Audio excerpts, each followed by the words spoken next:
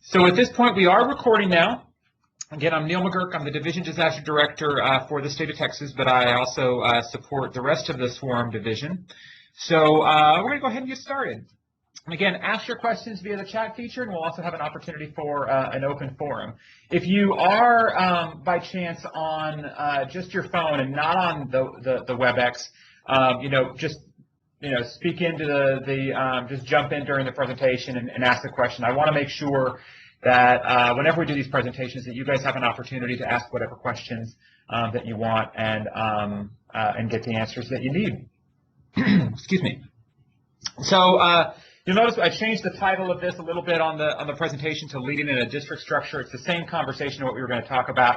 I just couldn't get supervision within our new DRO concept of operations to effectively fit on a slide. So that's the new title. But we really are going to talk about today a number of different things that relate to how we work within our new structure and how supervisors and leaders operate within that structure.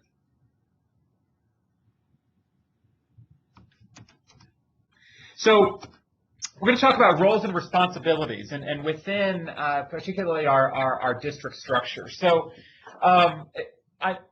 last spring, we went around the division and taught sort of our new DRO concept of operation course to several hundred people around the division. So some of this is going to be components of this are going to be, you're going to have seen this before if you took that class. If you didn't take the DRO class, I am going to explain just a few different components to it to make sure that we're all on the same page heading into this.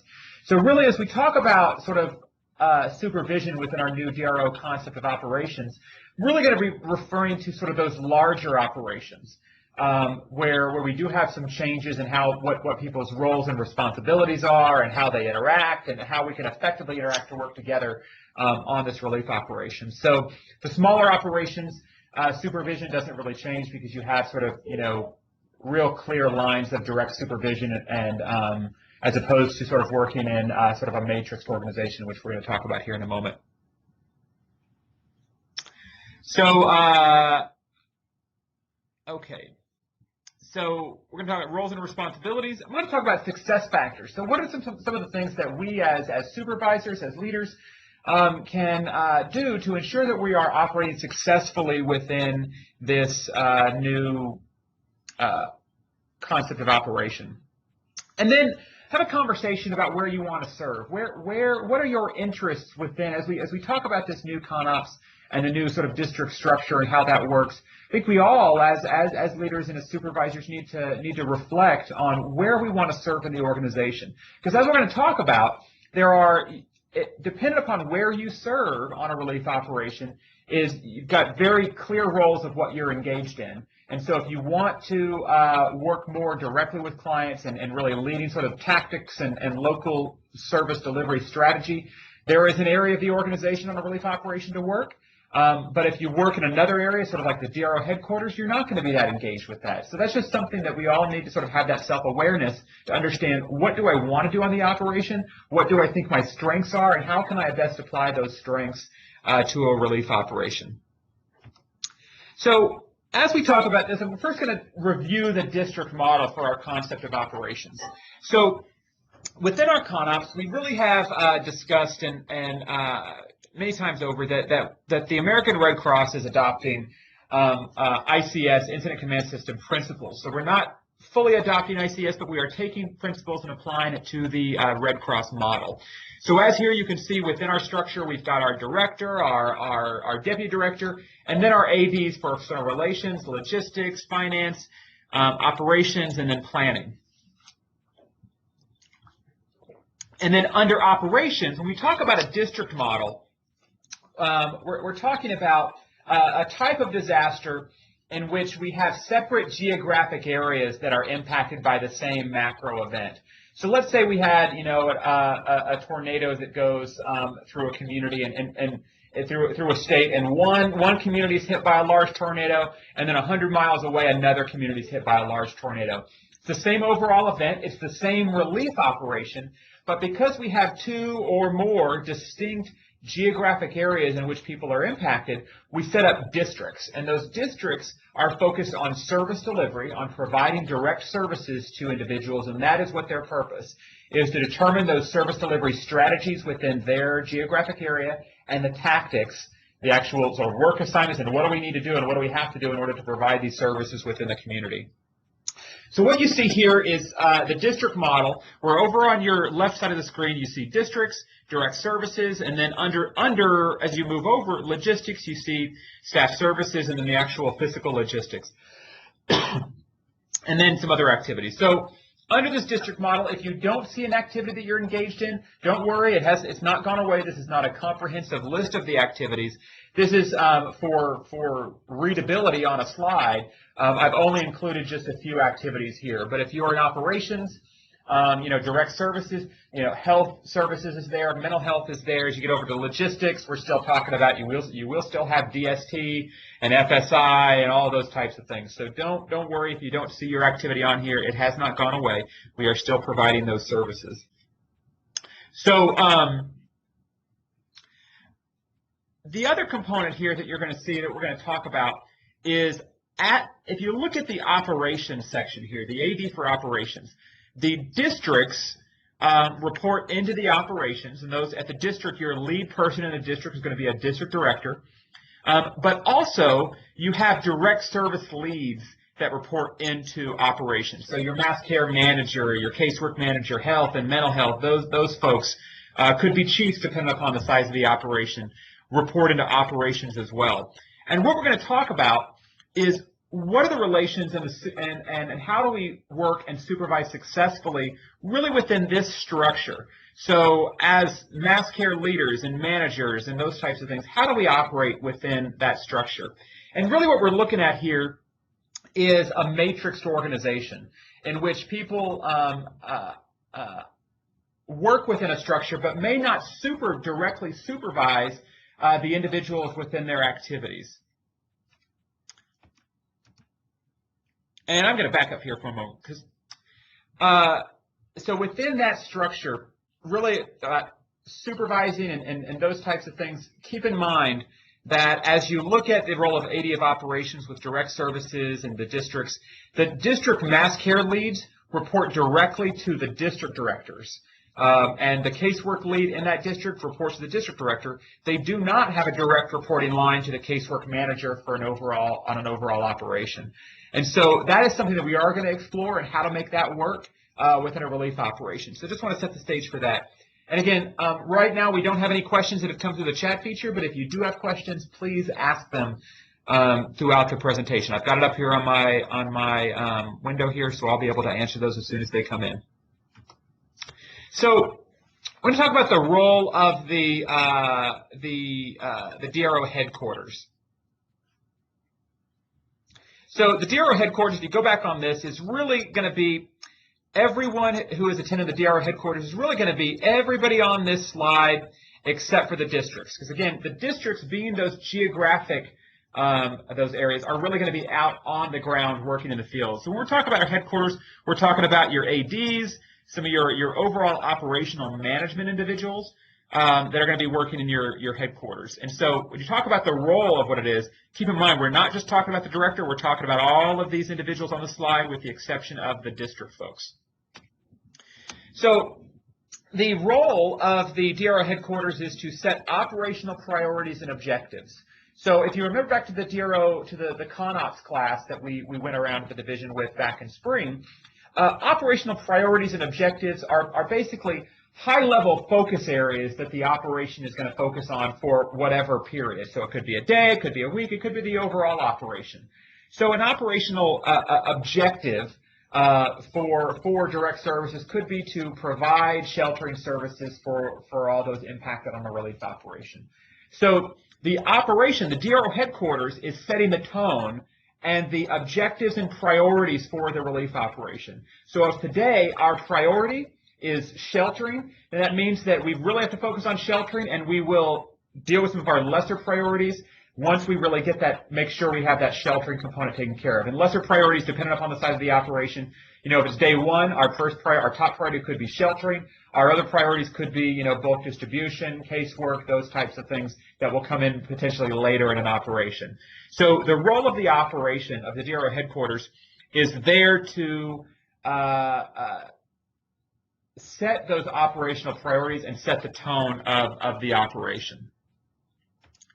So the other role of the DRO districts is to resource and support the districts.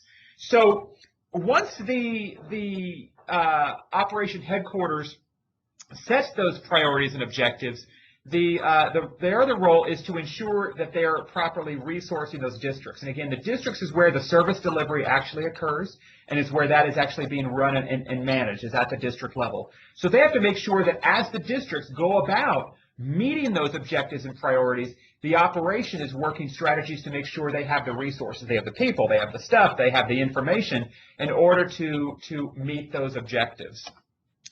And then also the DRO headquarters works to coordinate administrative activities, so planning, data reporting, those types of things. Just a moment, I am going to go in here and mute a line from somebody who has an open line, so just one moment.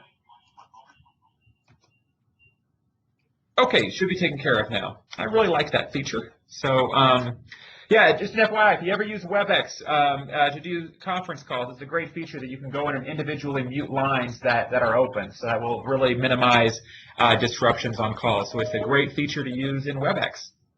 So also, the role of the DRO headquarters, administrative type support activities. What you don't see as a role of the DRO headquarters is tactical development. So the role and responsibility of the DRO headquarters is not to sit there and determine where we're going to open up shelters, how many shelters we need to open up. All of that is determined at the district level. And we're going to talk about that here in a moment. But just recognize that the role of the DRO headquarters is by design to sit up at a 30,000, 50,000 foot perspective to oversee and support the entire operation, but to not micromanage the districts and how they're providing services. So I do have a question that came through the chat feature. Let's see. Is there a time frame on when the new positions and structure will be set up to align with the gaps in volunteer connection? For example, the OM positions are still under the old structure, so if I deploy as an AD for planning, how is that currently documented?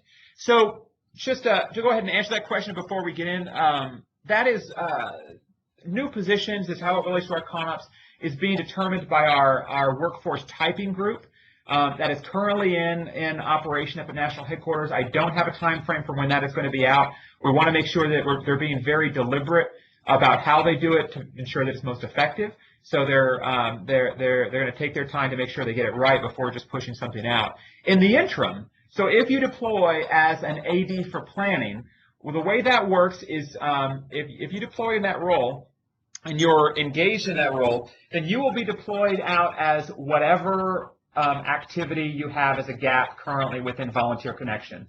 So if you have been identified to go out and serve on an operation as an AD for planning, and you happen to be a sheltering supervisor or an FSI manager or whatever it happens to be, you will be deployed as that and then receive a field promotion on the site of the operation, and you will receive an evaluation as the AD for planning. So that's how it's working in this interim environment. Once we officially get the workforce typing in place and get people switched over, it'll just follow a standard process.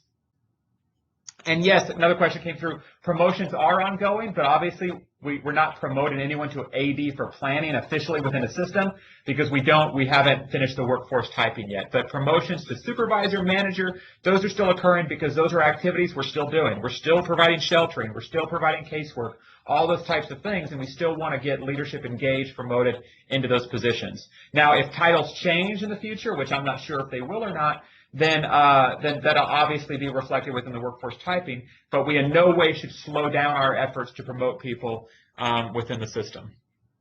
So as we move on from the role of the DRO headquarters, which again sets at that high level, that 30,000 foot perspective, and does not get down into the weeds of an operation, we're going to start moving on and talking about the role of the districts. The role of the districts is to be in the weeds. They are at that geographic level. They are there and focused on providing direct services to clients and communities. That is the sole purpose of the districts, is to provide those services, to get out there, provide mass care, recovery, casework, health, mental health. Anything that directly touches the clients, the district is responsible for. They are also responsible for developing and implementing service delivery strategies and tactics. So again, the DRO headquarters sets the overall priorities and objectives. So they say today we need the operation to focus on sheltering and feeding and whatever that they happen to be. The districts then, taking those priorities and those objectives, have to go and meet those priorities and objectives, but they are the ones at the district level to determine how they're going to do it, the strategies for doing it, and the tactics for who's going to go where we're going to open up shelters, where are our bulk distribution routes, that sort of thing. And then the DRO headquarters has a responsibility for resourcing those requests to make sure they have, enough shelter teams. They have the information they need in order to make those kinds of decisions.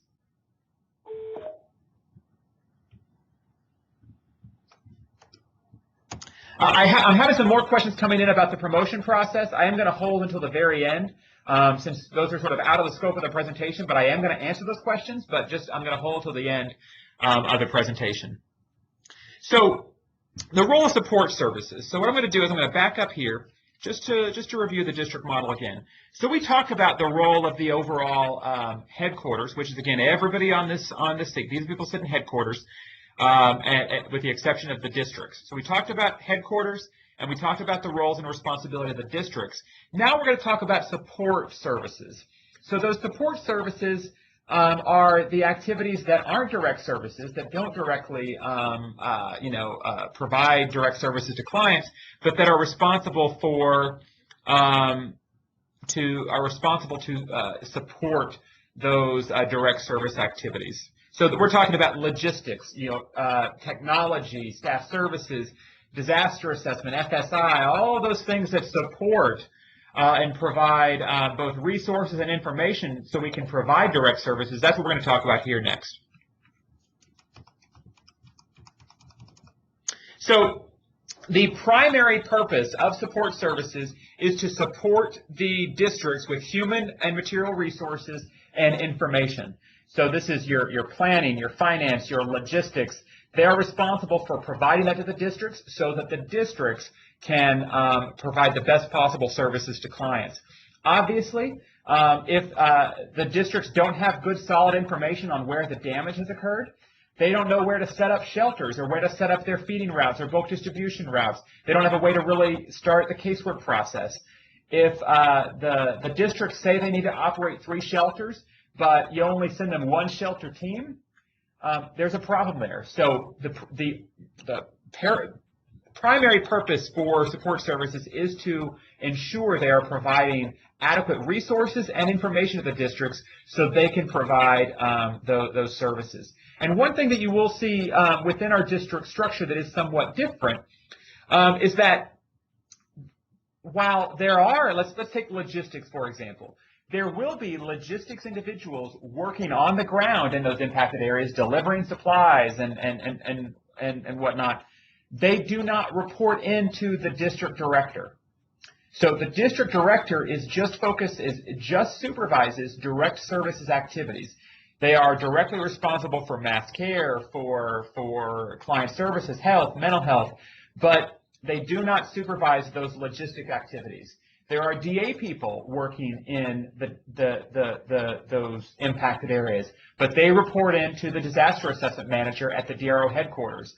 Your staff services, your technology folks support the districts, but they report in and have a direct supervision line to the DRO headquarters. So that's an important thing to know as we talk about this and how to work within this environment, that the district director only supervises those direct services activities.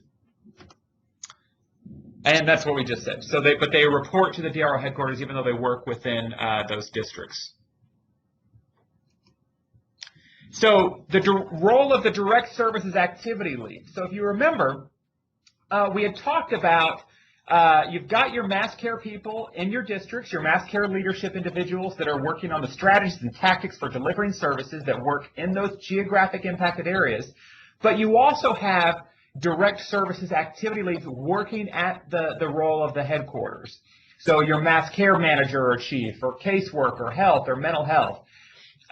Those will be activity leads working at the DRO headquarters level.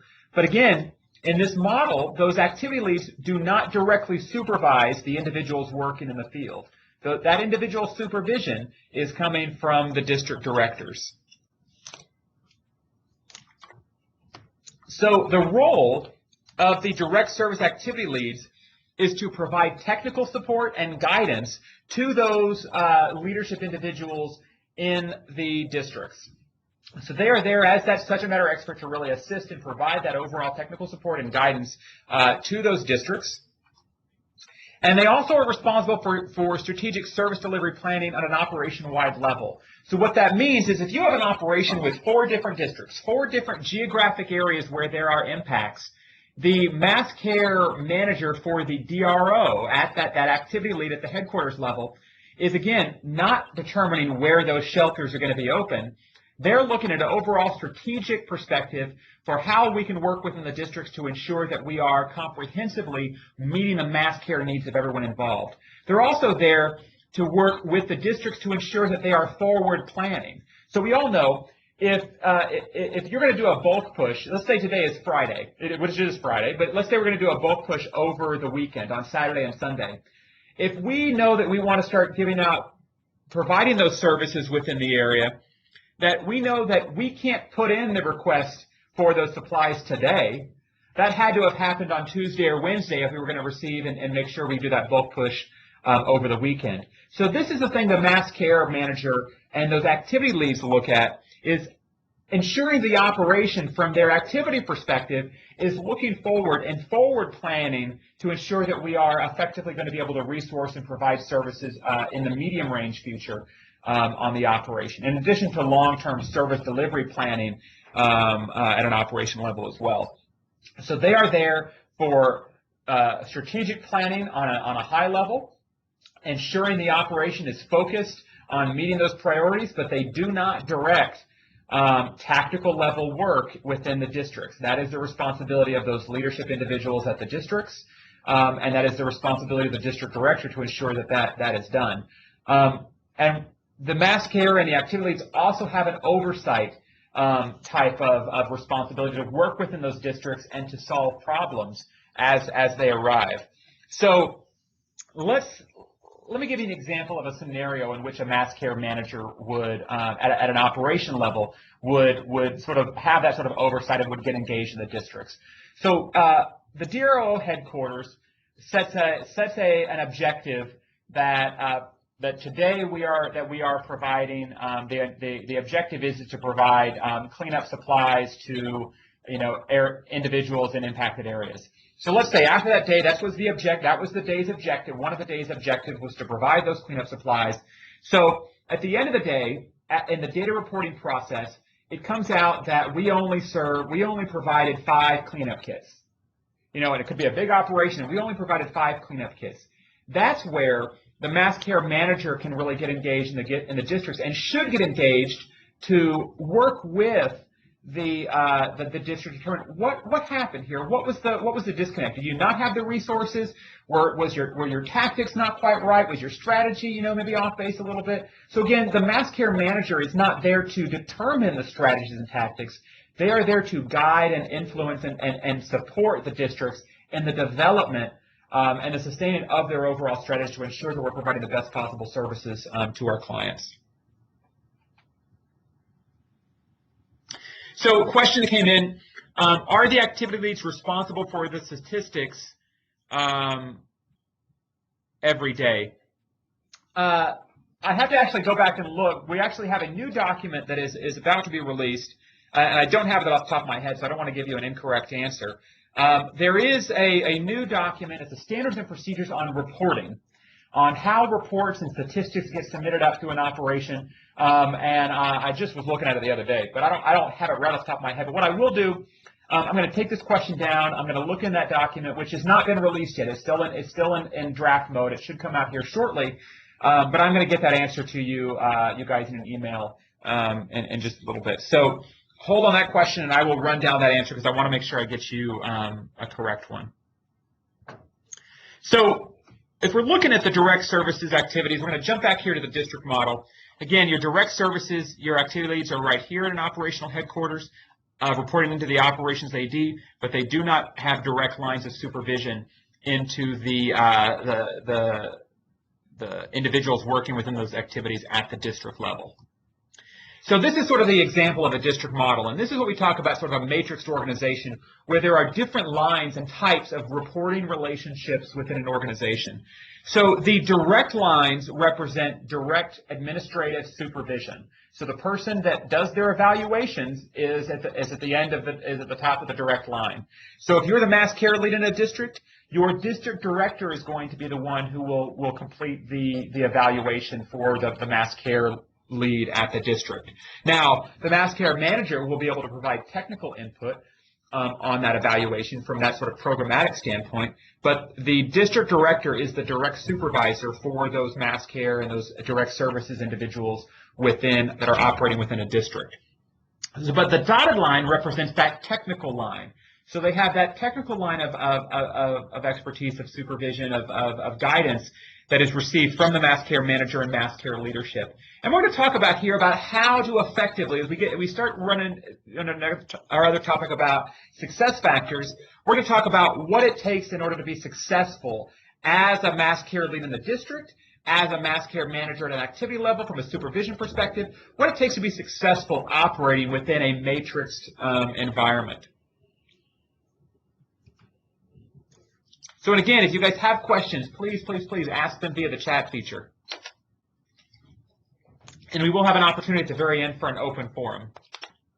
So, I'm going to walk through some success factors here about what it takes to operate within this environment. The number one key success factor is people need to understand their roles and responsibilities. So, if you deploy out as an activity lead, and you have an expectation that you deploy out as an activity on an operation with districts, and you have an expectation that you are going to be directly supervising those direct service activities within mass care or casework or something like that, there's going to be some conflicts because you obviously are going to get on the ground and there's going to be some confusion over roles and responsibilities and how that works. So know that if you're going to go out in these positions, know what your roles and responsibilities are. And then also, if you are a supervisor, if you're a district director, if you're a mass care manager, if you're one of those mass care or client service folks working within the districts, know and understand the roles and responsibilities and help your team understand their roles and responsibilities and reporting structure. Because it takes, as opposed to a structure where you have very clear and direct reporting lines, a matrixed organization requires a little bit more finesse in order to operate into that. And the first step of that is to understand roles and responsibilities and ensure and not assume that your team understands those roles and responsibilities. So when you get an operation, make sure people understand how they report to, the difference between technical guidance and direct supervision, and how to work within that system. The other one is empowerment. This is vitally important within not only our structure, but also our overall philosophy when it comes to the operation of DROs. And what I mean by empowerment is all too often on a relief operation, for whatever reason, we tend to centralize decision-making at the DRO headquarters, where every decision, in some cases, no matter how small, has to be made by a manager, a chief, the DRO director, those sorts of things. What that does is it slows down the entire service delivery process, which means that we delay delivering services to our clients. Through empowerment, what we really need to do is if you're a manager, if you're a district director, if you are a mass care district lead, then you need to ensure that you're pushing as many decisions down to those individuals at the local level as possible. So, you need to make sure you're aware of the decisions, you know what's happening, but you need to empower your individuals, your supervisors, your other managers to be able to make decisions and not feel like they have to go to senior relief operation leadership to make every single decision. And part of that empowerment is the acceptance that people are going to make mistakes, and the acceptance that when people make mistakes, that you don't hang them out to dry for it. Unless you're talking about, issues that are, things that are illegal, immoral, unethical, people are going to make the mistakes. We need to have the ability to work with that, to coach people on that, about how to ensure we learn from those mistakes. but we're not, going to throw somebody out to pasture just because they make some mistakes if they were intending to do the right thing from a service delivery perspective. So we need to be forgiving of that, work with that, and help to encourage and empower people that even if they made a mistake now, how can they learn from it so that they don't repeat that in the future? And again, those are issues of situations where there is not a legal issue, a moral issue, those other types of issues. So keep that in mind. We're really talking about those types of mistakes. If someone's out there stealing, or if they've gone for a joyride in an herb or something like that, those aren't really mistakes. Those are other types of issues that we really need to be very forceful with and make sure that we stop them when they happen. But other types of mistakes, maybe someone made a poor decision on client services, those types of things. Use that as a learning experience, but do not use that as a reason to pull decision making back to you as the manager, as the chief. Empower that, accept that it's going to happen, and work with that to ensure that we're engaging the next generation of leaders within the Red Cross. The other one is adaptability. We all know when you go out, you may not know the individuals that you're going to supervise, and this is a hallmark of an effective leader, is the ability to change your leadership style to meet the needs of the people that you're supervising. So you may have individuals, a wide range of individuals, that have a lot of experience versus limited experience, that may think they know every single thing about an activity, and you really have to navigate that to how can you adapt your skills in order to meet that that requirement as a leader. The other one that is going to be important for all of leaders within the organization moving forward is there is going to be a greater emphasis, and there already is a greater emphasis, but you're only going to see this increase, for the American Red Cross to engage event-based volunteers. And we're not talking about just on those large catastrophic relief operations, but we're really talking about even level 2, level 3 operations. So the intention is, and this is, it's for a couple different reasons. Number one, it's for engagement of the community in the overall response. This is that community mobilization, but also it's a financial perspective. We want to engage our community members as much as possible, as opposed to having our first solution for staffing shortfalls would be to bring out endless amounts of service associates on relief operations. So the intention is to engage event-based volunteers where there are shortfalls prior to deploying out service associate volunteers on an operation. And what this also means is that we, at the regional level, at the territory level, the division level, we are going to have to identify opportunities, blue sky opportunities, through exercises, through other types of development, to get those service associate individuals leadership training so that we can promote them to supervisors. Because again, we really want to look at, when we're deploying people for shortfalls, the intention is to deploy more supervisors to fill those shortfalls that can engage event-based volunteers, engage the local affiliated volunteers, as opposed to deploying in vast amounts of service associates. And one, because again, it's better for the overall community, it's better for the Red Cross, because we engage the number of, we increase the number of individuals at that local level who are engaged at the Red Cross. And one, it saves the organization money. So if you have an operation where you're going to, you really look at your shortfalls and you think, well, we're really short about 50 service associates across all the different activities. Here's the potential there based on a cost. That is going to run you anywhere between $50,000 and $100,000. So we could either spend that $50,000, $100,000 to send all those individuals out, or we can invest a smaller percentage of Red Cross funds on event-based volunteers, which would increase our local base of volunteers and allow us to utilize more of that budgetary funds on direct service delivery to clients. So it really is, from an organizational perspective, it really does provide us a lot. But from a growth perspective, we've got to be more creative and innovative about how we get our service associates leadership opportunities to ensure that we can get them promoted to a supervisor and get them deployed out on operations.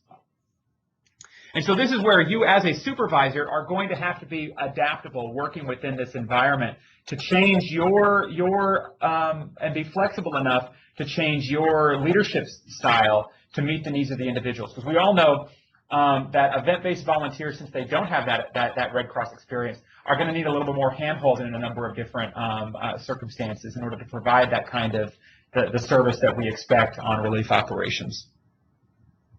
And then the other one, which ties into empowerment, is trust.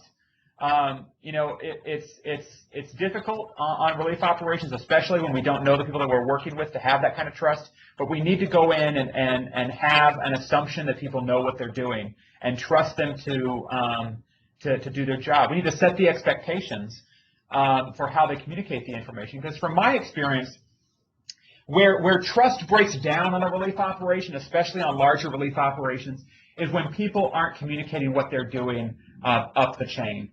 And so, you know, if I've been a DRO director before, and I have to caution myself on this, and I'm working on an operation, and I'm not hearing what's going on out in this community because they're not sharing that back up the chain, what their strategies, their tactics are, and the services they're providing. The assumption is, oh, we must not be providing services, and that's where that fear comes in. So the trust really is, in order to maintain the trust, we have to really set that expectation that the individuals at the local level, empower them to make those decisions to provide services, but set the expectation that they've got to keep that line of communication open up the chain, because that's really where this is all a two-way street. We've got to get the information up so we can continue to empower and trust that the individuals at the local level are providing the best possible services. So the other success factors that we're going to talk about, are more about interpersonal type strengths.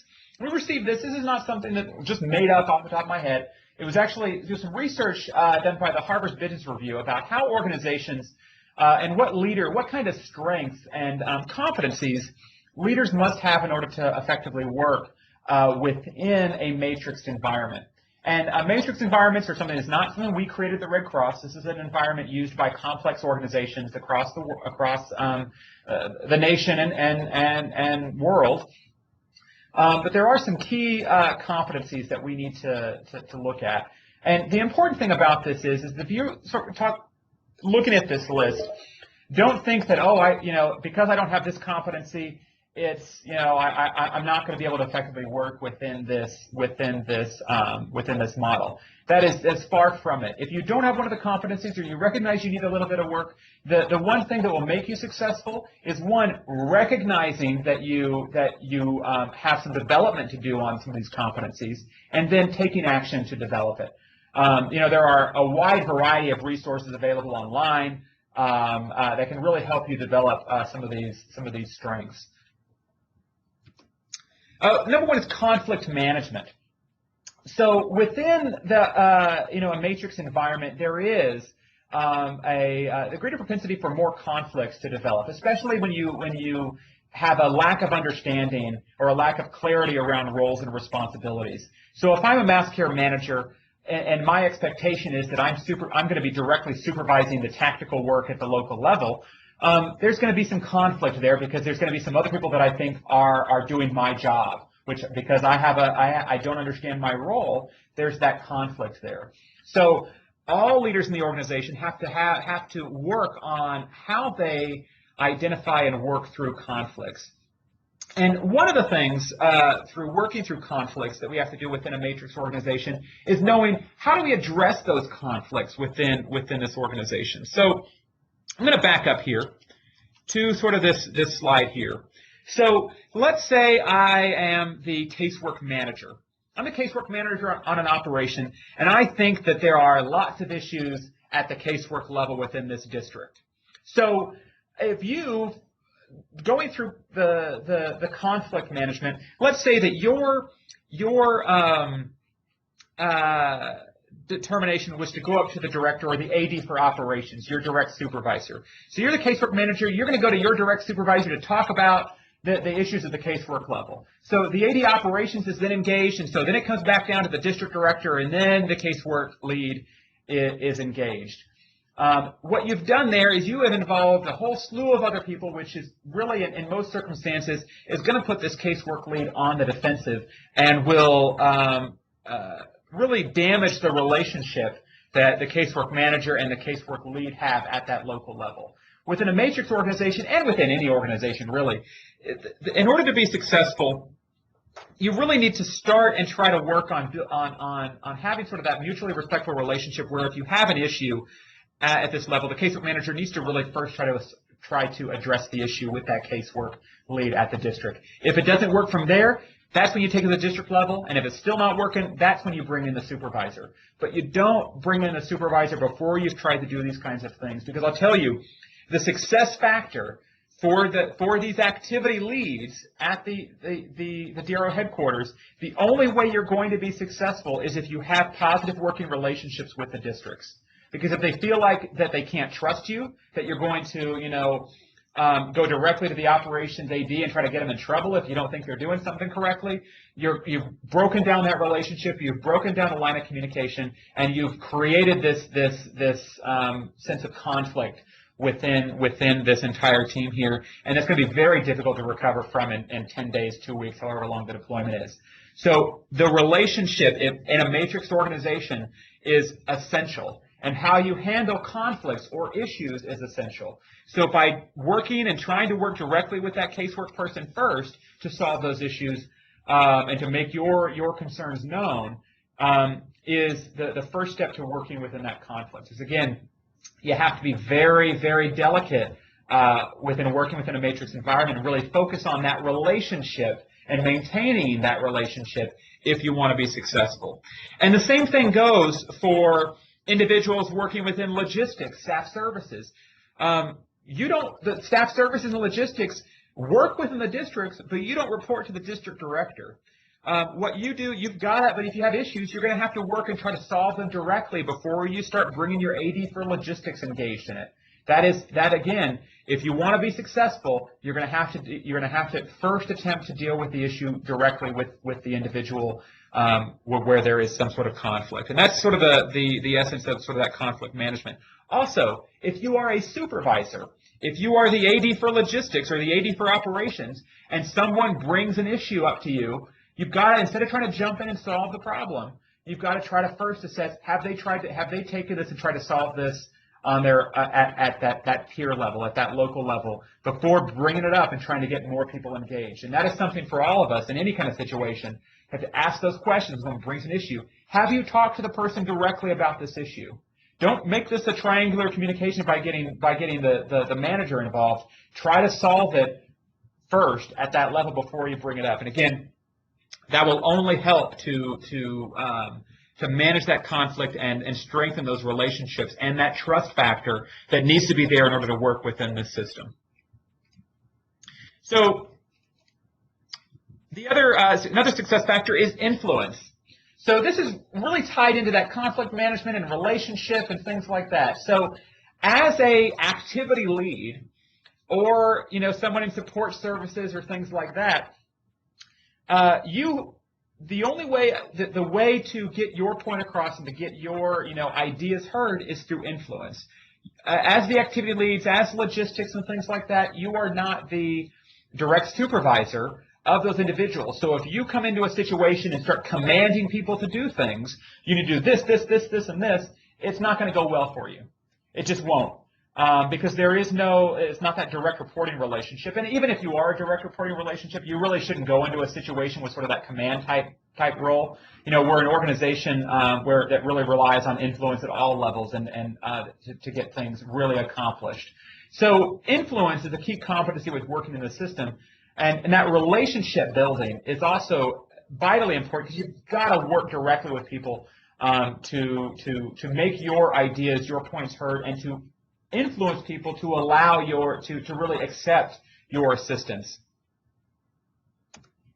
The other one is empathy. And the Harvard Business Review did a survey of corporations working within matrix environments and found that of leaders working within those matrix environments, only 15% of those leaders had empathy listed as one of their top number of competencies. So the ability to put yourself in someone else's shoes and try to see something from their perspective, working within a matrix organization is very important. And so this is something that I would really work and look at yourself to see if this is something that you need assistance with or development with, and then work within your region with your supervisor and try to look for resources online for how to develop this. Because all of these competencies can be developed, but the important thing is you have to have self-awareness.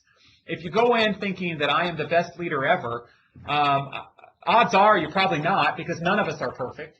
And we all have things that we need to work on, and strengths and challenges and things of that. And knowing what your challenges are and working to address those challenges, and also working with your team to help them understand what some of your challenges are and things that you're working on, so that you can be a better leader to support of your team. Again, if you aren't self-aware, it's very difficult to understand and really sort of take an inventory of what your competencies are and things that you need to work on. So I'll give you an example from my own personal perspective. And this is something that I've spoken with the regions and people in an operation, so they know something that I'm working on is, when I get in, those of you who have been on relief operations will probably, think this is spot on as well. When I get on a relief operation and I see there's a task at hand, I get very tunnel focused, and sometimes I don't listen as well as I want to listen to as people are sharing ideas and things like that. This is something that I work on, but to address this, I have conversations with the people that I work with on relief operations and let them know, if you feel that it is my intention and I really want to listen and hear ideas, if you feel that I'm tunnel focused, I'm not listening, slap me out of it, snap me out of it, whatever it is, get my attention and call me out on it, because it's something that as a supervisor I want to be aware of, to make sure that those individuals that I'm working with feel that their ideas and are heard. So this is important, that as a supervisor, as a leader, take sort of an inventory of your overall strengths and weaknesses, and sort of figure out where you think there's some things that you can work on, and identify some strategies interpersonally for how to address that. I would really encourage you guys, there's a good resource that's utilized. It's a book called Strength Finders. You buy the book. It has a lot of good techniques in it, but then you also take an online skills assessment that will tell you what some of your competencies are and things that you need to work on, and that will give you some strategies for how to work on those things. And that is the first thing, the first step for addressing these competencies and becoming a leader that can work well within our new concept of operation, is being aware of it, being aware of what some of those issues are, and then taking ownership of it, and then finding and then working on a path moving forward to address it. So now we talk about that. We talked about the roles of your DRO headquarters, your roles of the districts. You really need to figure out where you want to serve in the organization. And there is no right or wrong answer. You need to really just ask yourself that. What do you want to do on an operation? If you want to focus, more on service delivery tactics, determining where shelters are going to open up, where do I send volunteers, where do I send teams, all that kind of stuff. Where do I send up determine the IRB routes. You need to work in a district. That is where that service delivery will occur. And obviously, that is where service delivery, happens. And so it is vitally important that we have good leaders and excellent leaders at the district level. It's also vitally important that we have excellent leaders at a DRO headquarters. And those individuals maybe want to, be more, look at an operation from a 30, 50,000 foot perspective, that are focused on that high level service delivery strategy and planning. So this is, again, in that self-awareness, ask yourself, within this model, where do you want to serve? Because I'll tell you, if you want to serve and do that high level, if you want to serve and do that sort of local direct services strategy and tactics, and you deploy out as a mass care manager at an operational headquarters on an operation with districts, I think you're going to come off that operation not feeling fulfilled, if that's really where your interest lies. So just know that. And there's no, it's important to have proficient leaders at all levels of an operation. Because again, we really are, from an operational perspective, trying to push as much decisions down at that district level as possible, because that's where those quick, acute decisions can be made that will best serve our clients. So I had some questions came through. Let's see. Are there classes being developed on conflict resolution? What I know right now is there are classes being developed on overall leadership development. I'm not sure if conflict resolution are a part of it, but there are a wide variety of resources that are out there that have been developed through other organizations and other things like that are there. There is one thing that I know that we are still working on as part of the overall leadership series from a training and leadership development standpoint. There are trainings that we're working on that will help develop some of these competencies. Whether or not there is a section on conflict resolution, I haven't seen it yet, so I don't know. But I think there are a wide variety of resources available out there. Someone else wanted to know the book that I mentioned. It's Strength Finders. Great book. I'll also, when I send out an email, I'll also put a link to where you can find it online through Amazon or Barnes and Noble or whatever. I'll give you guys that link because I think it is a helpful tool that will help you sort of take an inventory of what some of your top competencies are and some of the areas where you may need a little bit of an investment. So at this time, I've got, oh, I'm sorry. I thought we were at the end. There's one more slide, so we're almost done. So some key takeaways from this is that just to note within our new model that the districts determine service delivery tactics, the DRO headquarters resources and supports. So again, if you want to make tactical level decisions, the DRO headquarters is not the place for you. But if you want to, focus on high-level service delivery and planning and things like that, the districts aren't for you. There's no right or wrong answer. Identify where you want to serve, and then work with your region to develop a plan to get you to that point. And district direct services receive their supervision from within the districts. And direct services activities provide technical guidance and support, but not direct service, but not direct supervision. So again, that's an important thing. Your direct services, your districts are focused on that direct services. They're that unit. Everyone else on the operation is there to support and to help guide and to resource the districts. So the entire operation, this is what we need to think about from an operational perspective. The operation focus is not the DRO headquarters. In the past, we've always had this mindset of, oh, the headquarters. On operations now, the operation needs to be focused on service delivery and the individuals and supporting the individuals that make those service delivery strategic and tactical decisions. And in a district model, those are the districts. So everything needs to focus. Our attention and our mindset needs to focus on the districts because that's where our mission is. Our mission is not in a planning document. It's not in a service delivery plan. Those support the mission, but that is not why we stand up relief operations. We stand up relief operations to help people, and we help people at the district level. And again, support activities work within districts of support, but they report up to the DRO headquarters. So logistics and staffing and DA do not report to a district headquarters, even if they're working on that ground at that level. And the intention of that is to allow the districts to target their focus on service delivery and not get wound up in the administrative type of support things that come into play. Comment from someone who says all supervisors and up volunteers should have classes in how to work with difficult personalities. Yeah, I agree with you. I think that is something. We are, people are people, and people are going to have different opinions, different mindsets, different views. What I would say is, while that is important, I would also say it's important for people with quote difficult personalities to be coached and mentored. So that they can effectively work well with other individuals. And I can tell you from a swarm perspective, and again, that's only my vantage point. I don't focus on the rest of the country. I focus on Texas and the rest of the Southwestern Rocky Mountains division.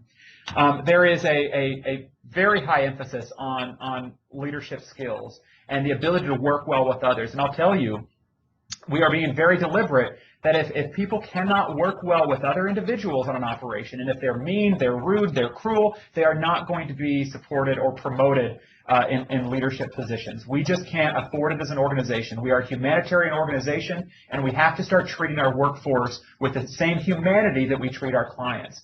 And so if there are individuals, just know, this is an opportunity that if you've had problems in the past, the organization wants to work with you to develop your leadership skills so that we can ensure that when we deploy people out, we don't have these horror stories coming back from people who, had a supervisor that was cruel or mean or locked them in a closet or whatever it happened to be, that, that people come back feeling empowered and by the work that they've done. And so that's just an important thing to know, is that, you know, through taking that inventory of your competency, if you know that you have maybe a short temper or if you get frustrated easily, that's something that, you know, address it. You know, other individuals within this organization want to work with you. We want to invest to make sure that we work through some of those challenges so that we can have a leadership cadre that is excellent and provides excellent services and supervision to our entire workforce. So just know that we're committed, the organization. I'm committed to working with anybody on sort of those competency development. Just know that we really, if there is not a change or a progression or an improvement in some of those issues, we can't as an organization afford to put people who have those kinds of issues, who will not work with them, in management positions. And that is a very clear direction that we as an organization are going. Also, someone mentioned we can use mental health within, you know, our disaster mental health folks can really help on working with individuals with difficult personalities and or with those types of challenges. So this is a major benefit that that disaster mental health can provide. So let's see. Another question that came through. So can the headquarters activity leads leave to support the district activity leads periodically?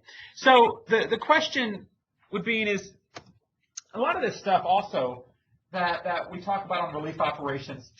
There's going to be a lot of management. There needs to be, and this needs to be promoted on operations. A lot of flexibility. You know, one of the things that gets us into a lot of trouble on relief operations is become so process oriented and so rule oriented.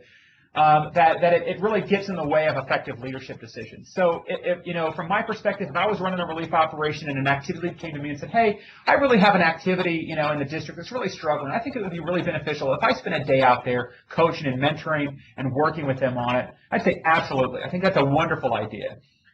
So just know that be flexible within it. Don't, you know, we absolutely have to follow our financial rules. We have to make sure that we're reporting things, doing all those types of things. But don't let yourself get boxed into all these procedures and things like that it really takes away, you know, good decision making and good planning and things like that. So be flexible enough to allow for that and to, you know, deviate from certain types of things if you need to make those kinds of decisions on everything except financial stuff. I just want to make sure that's very clear. We've got to stick to our finance rules.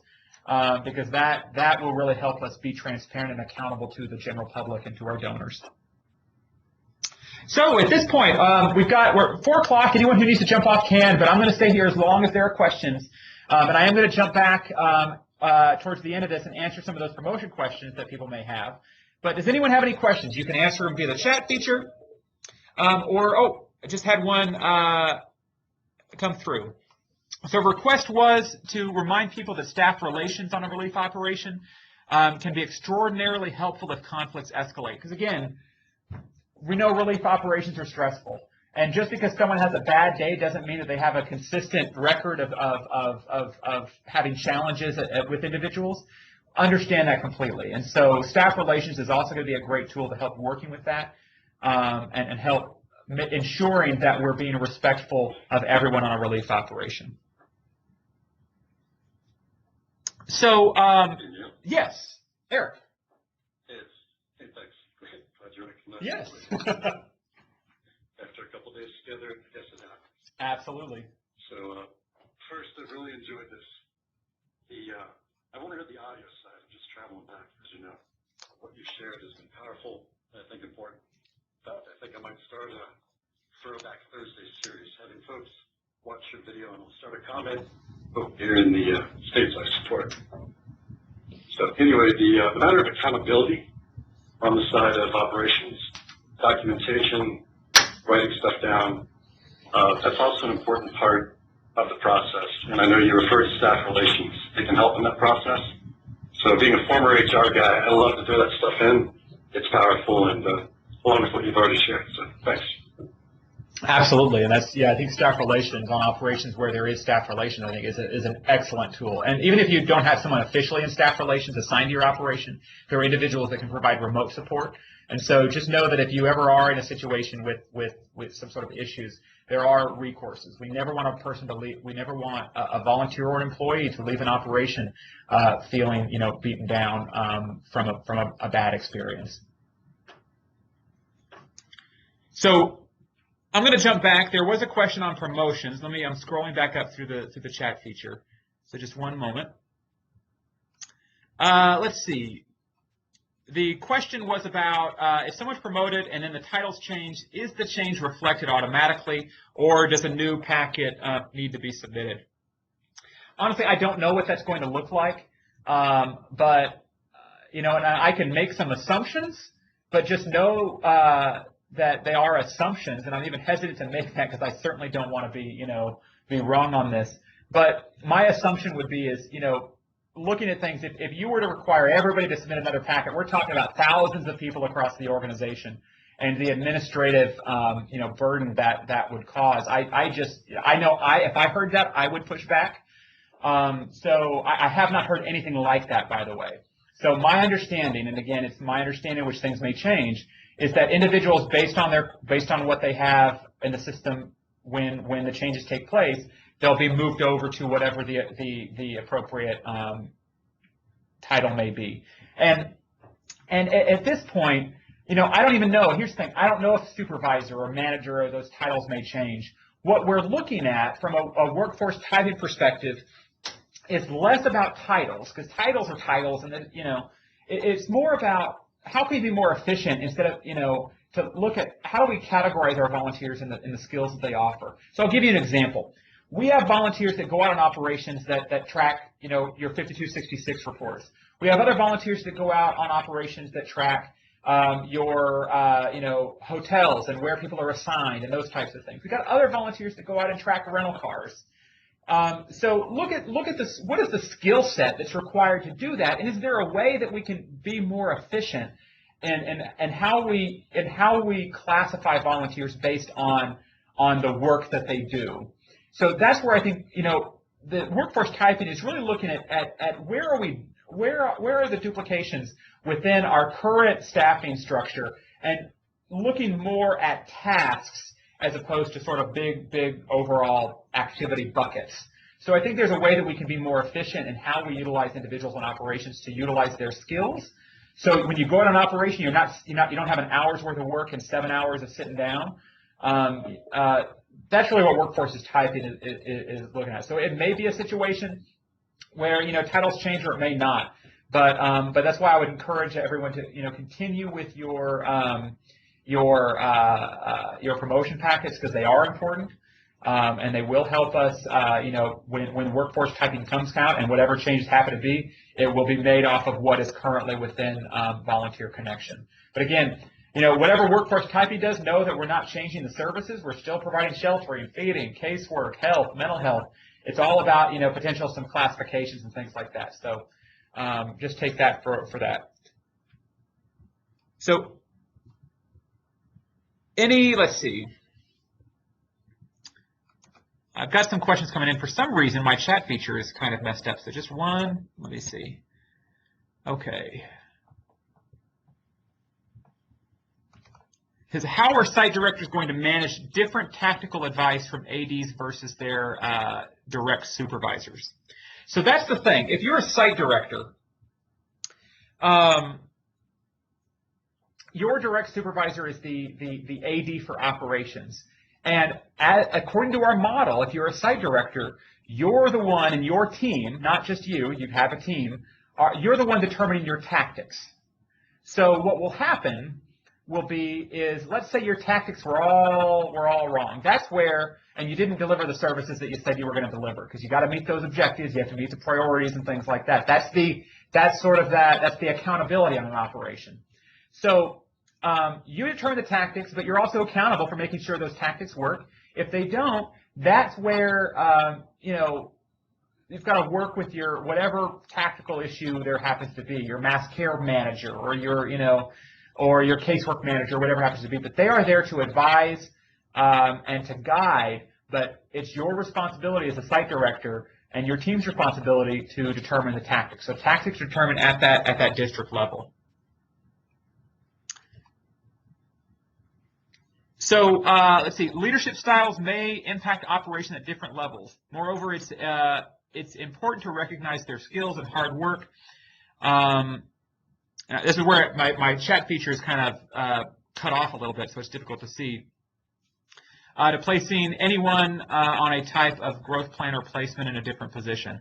Absolutely, and that's where, you know, we really do need to recognize what people's skills are, and that's through that promotion process. We sort of take that inventory and work with that individual, look at sort of their past experience in an operation to get them promoted and placed in one of those individuals. But also, this is something as a leader an operation, you really need to work with your individuals to assess and know their skills so that we can play to their skills and also work with them to improve some of those areas where they have some challenges.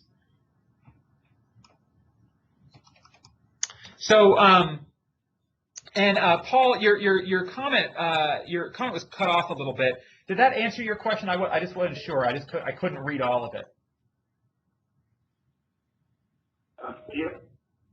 I just want to make sure that as we understand that as we cope with different challenges, different people, you said it yourself, have different ways to understand. Sometimes it's just communication. Semantics that people start reading going to something else, and sometimes you have to pretty much make it at the very lowest level. However, sometimes things get to the upper channel, so we need to make sure that at different levels before we start putting people on let's find out what happened and allow the supervisors at a lower level to handle it and fix that. And I think you said that earlier, but I just kind of missed a little bit of the typing. Make sure that identify those leadership styles. And let's make sure that we have some sort of empowerment so we can build future leaders and they have a better communication throughout all the levels. Absolutely, and that is something that, you know, that we are looking in the organization. There's a number of different groups that are working on this right now on different leadership development types of training, of skills, those types of things. Because we recognize, you know, our training in the past has really been focused on how do you do this, how do you open a shelter, how, and not, you know, more about leadership skills. And that sort of thing. And so it's I think there is a greater emphasis right now in the organization to develop strong leaders. And I think absolutely, you know, Paul, the things you mentioned and you know, different perspectives are vitally important to that. But we really do, and we are looking to invest in leadership development and leadership growth at a territory level, at a region, and at a division level, and national. So, anyone else on the line?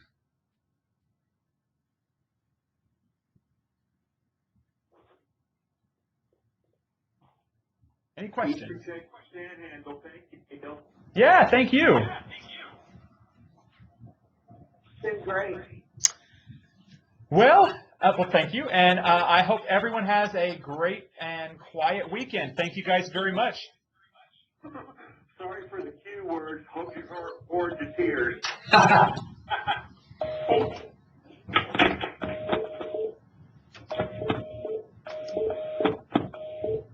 Yeah.